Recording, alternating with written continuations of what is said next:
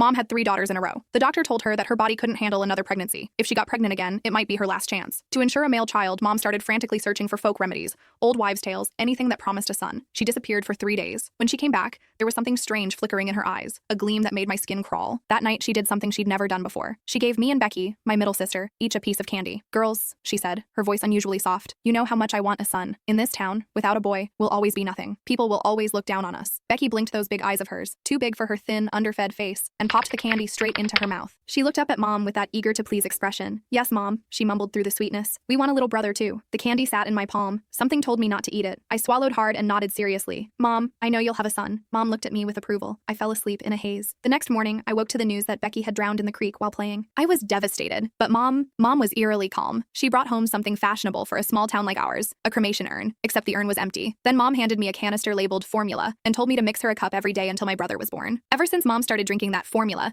her belly grew bigger and bigger. Half the town said she was carrying twins. Others said the way her belly came to a sharp point meant it was definitely a boy. Mom couldn't stop smiling. Just one baby, she'd say, beaming. He's just big, well-nourished. The child really was enormous. Mom's belly swelled up like a watermelon, purple-red stretch marks crawling up toward her chest. She was always complaining about how itchy those marks were, scratching at them until they looked even more horrifying. Raw, angry lines across her skin. Lately, as she got further along, she kept saying her belly felt hard as a rock. Whenever that happened, a cup of that formula would bring color back to her face and calm her down. She even stopped cursing at me as much. But the powder in that canister was running out. I told Mom there wouldn't be enough to last until the baby was born. Should we get more? The moment the words left my mouth, Mom's eyes locked onto me. After I cowered and trembled for a moment, she shook her head. I'm going to stay at Grandma's for a couple days, she announced. I didn't dare argue. Even without her saying it, I knew. Mom was going to get more formula. Sure enough, when she came back, she said my youngest sister Sarah had been in a car accident. She brought home another empty urn. At the same time, she handed me a sugar canister. It was filled with that same fine, odorless powder. Nothing like milk formula at all. Following her instructions, I mixed the two powders together. I overheard her muttering to herself, good thing I kept the smaller one as backup. Otherwise, how would I feed my precious baby boy? Every hair on my body stood on end, but I could only pretend I hadn't heard. Mom's labor was brutal.